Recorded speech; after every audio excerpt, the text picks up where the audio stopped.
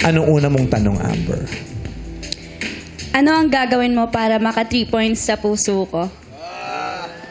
Sabi ng 3 points. Para marinig mo siya. Nagsalamin ka, no? Anong gagawin mo para maka 3 points sa puso ko? Dribble ko mukha mo.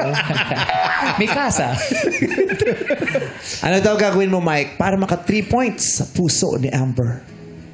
Bibigay ko sa iyo yung oras at effort na alam kong deserve mo. Kasi personally ako, naniniwala ako na ang love, hindi siya nawawala ng time.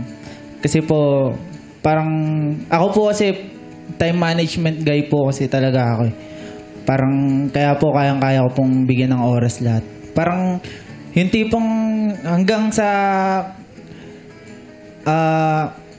kahit kasama lang kitang tumunga nga sa isang gilid, basta nasa company kita, basta kasama kita, okay na ako doon. Ayun lang po. Oh, together na. Kung meron kang one last 3-point shot para mapasagot mo siya, ano yung effort na yun? Ano yung effort na one last shot effort mo? Sa akin po sasamahan ko po siya sa kahit ano pong trip niya.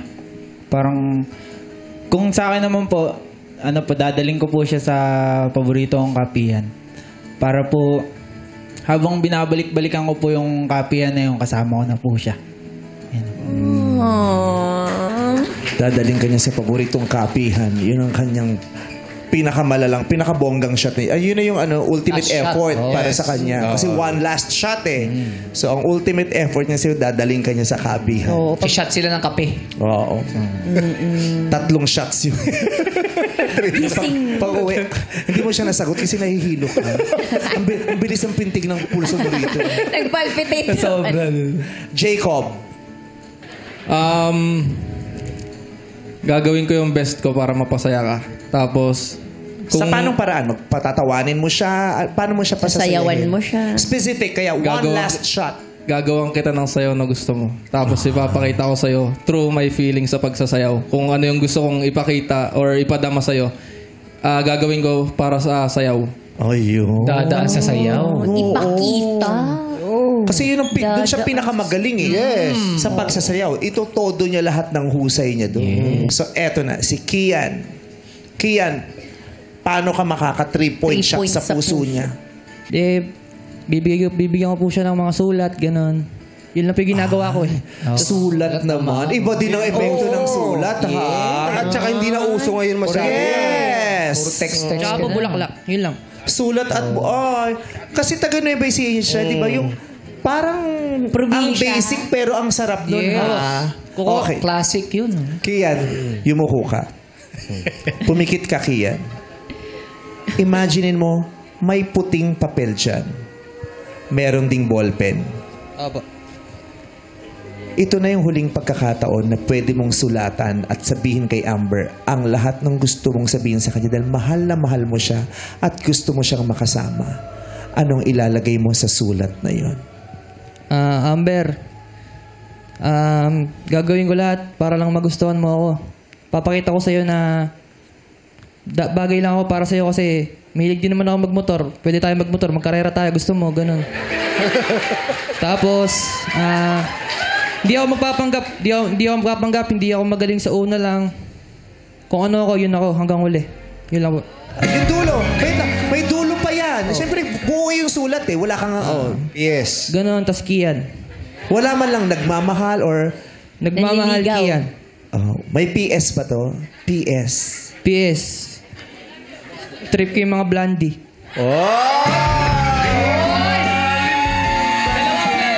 Dalawa blonde rito. Kaya take it. Huwag ka assuming. Teka lang. Dalawa sila. Laruhin natin to. Pero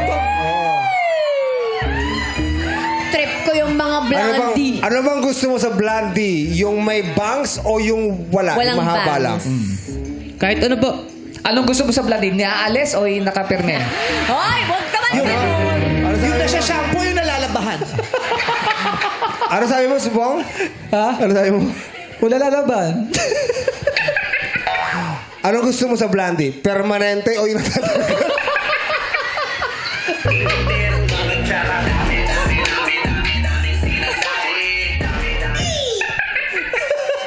O di ikaw nanalo.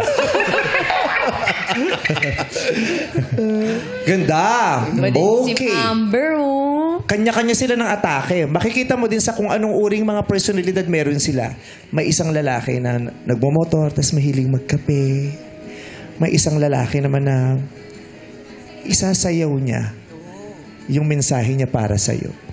May isa naman na basic lang. Susulatan ka niya. Pero hindi daw siya magpapanggap. Sino ang bibigyan mo ng green flag? Number 3 po. Ay! Super rare na din po kasi ng mga letters. Last time na na-receive ko po pa ata 4 years ago. Oh. Ako last month naka-receive ng letter. Anong letter? Disconnection. Bad trip yan. Oo. At least yun na eh. Dati yung Biglaan sa lang. mga na-receive ko letter, ganun kay Ma'am Charo eh. Come to my office. Ayan. Congratulations sa'yo, Kian. Mayroon ka ng 1 green flag. Next question, please. Ay, wait lang. Tanungin natin si Emil. Kung ikaw ang tatanungin, tama ba yung napili ni Amber? Opo, okay lang naman po. Bakit? Mas, Bakit hindi si 1 or si 2? Masayahin siya, mukhang masayahin siya kasama eh. Mukhang mapapangiti niya talaga si Amber pag magkasama sila. Oh, gusto mong maging masaya si Amber, Emil? Opo. Eh, pati basketball. Love niya nga kasi. Next question. Bakit pag nakikipaghiwalay, mas madaling magpalusot kaysa magsabi ng totoo? Ano ulit? Bakit kapag nakikipaghiwalay, mas madaling magpalusot kaysa magsabi ng totoo? Na-experience mo na ba yan? Nung pag may nakipaghiwalay sa'yo, tapos imbis na magsabi ng totoo, nagpapalusot? Si Emil lang po yung first and last po. First in... Huwag mo sabihing last. Hindi pa naman last. First heartbroken. So far. So far.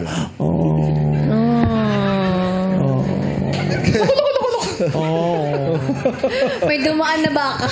Oh. Okay. Bakit daw ganun? Yung mga nakikipaghiwalay, imbis na magsabi ng totoo, nagpapalusot. Nagsisinungaling pa. Unahin natin si Kian, si number 3. Para po sa akin, alam niyo po ba yung line na pagka gusto may paraan, pag ayaw may dahilan? Hindi. Di namin alam. Ganito po kasi yun. Di ba ano po? yan? Pagka po madaming palusot, ayaw na. Di ba? Parang madami siyang dahilan kasi nga ayaw na niya. Ayaw niyang gawin o ayaw niya Ituloy. na niya sa'yo, gano'n. Ayaw niya na ituloy. Pero pag gusto mo, may paraan. Kaya madaming palusot kasi nga ayaw. Madaming dahilan. Kasi nga ayaw na. Yun pala yun. Jacob. Para sa akin po, mas madali pong magpalusot kaysa sabihin yung totoo. Dahil may mga tao po kasing may ugaling kahit niloloko na sila or may ginagawa na sa kanila, mas gusto pa rin nila maging play safe or ma-maintain yung relationship nila kahit may ginagawa na sa isang tao na masakit. Okay. Ito naman si Juan. Mike. Parang yung love po kasi sa generation ngayon, parang doon na rin po umiikot eh. Parang mahilig po tayong mag-sugarcoat ng mga bagay para po maprotektahan natin yung feelings nung isa. Pero parang mas gusto nating parang mas gusto nating safe tayo kahit alam nating tayo yung nakakasakit. Parang ganun po. Kaya mas pinipiling magsinungaling kaysa magsabi ng totoo. Sinusugarcoat para magmukhang maganda yung hindi naman maganda. Yun ang mga sinabi nila. Sinong bibigyan mo ng green flag sa kanilang tatlo? Yung 1 ang sabi kasi daw nagsusugarcoat. Yung 2 naman ang sabi kasi gustong magpaka-play safe. Si 3 naman, si Kian ang sabi, pag gusto may paraan, pag ayaw may dahilan. Nagpapalusot lang daw. 1 po. Oh! Si Mike ang nagbigay ng green flag. Congrats! Bakit?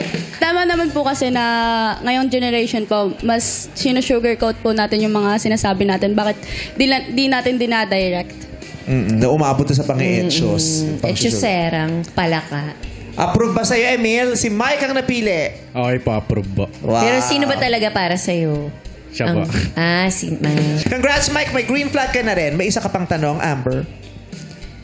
Ano ang what if mo sa pag-ibig? What if? Jacob, yung number 2 ito. Anong what if mo sa pag-ibig? What if binigay ko naman lahat pero hindi pa rin sapat? What if ko din yan eh. What if binigay ko ng lahat pero hindi pa rin sapat? Eh di talo ka. Pero panalo ka din naman. Yeah. At least nakapagpakita ka ng pagmamahal. Correct. Mike. Ayun po, what if nakinig ako sa nanay ko? Bakit? Ba't mo nasabi yun? Kasi po, parang in-stalk niya po yata sa FB yung girl. Then, parang sinabihan niya po ako na, naku, Mike, ganun. Yung parang typical Parang, na wag yan. armalate po ng nanay natin. Parang sinabumangaan ka. Opo, ganun. Parang, wag dyan, tiga mo yung Facebook ko, nandiyan pa yung mga ex, oh. Parang ganun po. Parang winarn ka niya pero hindi ka nakinig. So kung sa palagay mo nakinig ka, mas hindi ka napahamak o nasaktan. Opo, mas kaya ko pong magbigay ng better version ng sarili ko. Oh. Kian, ano ang what if mo? What if ko po ay, what if fair po yung pagmamahal, hindi unfair. Kasi merong nagmamahal ng sobra, merong nasasaktan naman. Sana, ano na lang, parehas nagmamahalan ng sobra, tapos pagka nasasaktan, parehas lang din sila nasasaktan para hindi unfair. Yun lang po. Ba't yan ang what if mo? Kasi po, may naranasan po ako na sobrang nagmahal, gano'n, tapos isa po nasasaktan. Alright. Tama din naman. Amber. Sino ang bibigyan mo ng green flag? Yung number 1 po. Oh, si Mike. Ano dun sa sinabi niya? What if nakikinig siya sa family niya, magulang niya? Oh, no. Ikaw ba nakikinig ka sa magulang mo? Yes po. Naging lesson din po sa akin and friends din. Oh. So, nakadalawang green flags na si Mike. Congrats, Mike! Pero heto muna ang mga searches na hindi mo napili. Searching number 2. Magpakilala ka na.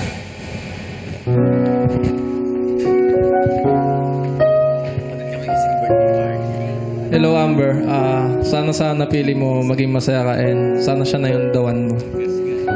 Thank you. Thank you, Jacob.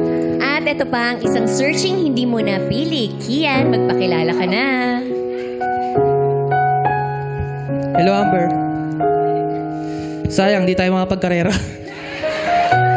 Yun lang, sana maging masaya. Thank you. Pakinggan natin si Emil, ang ex, kasi may sasabihin siya kay Amber.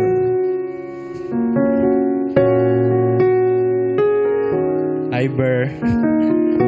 Thank you sa lahat-lahat ng ginawa mo para sa akin. Hindi ko malilimutan yan. At, dito. Lalo na sa pagpaparamdam mo sa akin lagi na mahal mo ako. Yun lang. Sana mahanap mo na yung taong para sa'yo. Naiyak. Hindi nakakalaro eh. Pinagbantay ng bodega eh. Umiyak. Amber. Thank you so much sa mga lessons and kindness mo. Sobrang na-appreciate kita kasi sobrang bait mo sa akin. Yun. Ingat ka palagi and good luck sa career mo, sa basketball and acads mo. Emil, kausapin mo si Mike na umiiyak din ha. Pre, nice to meet you. Sana talaga mo si Amber and mag-work kayong pareho. Yun lang. Mike, tabihan mo na si Amber.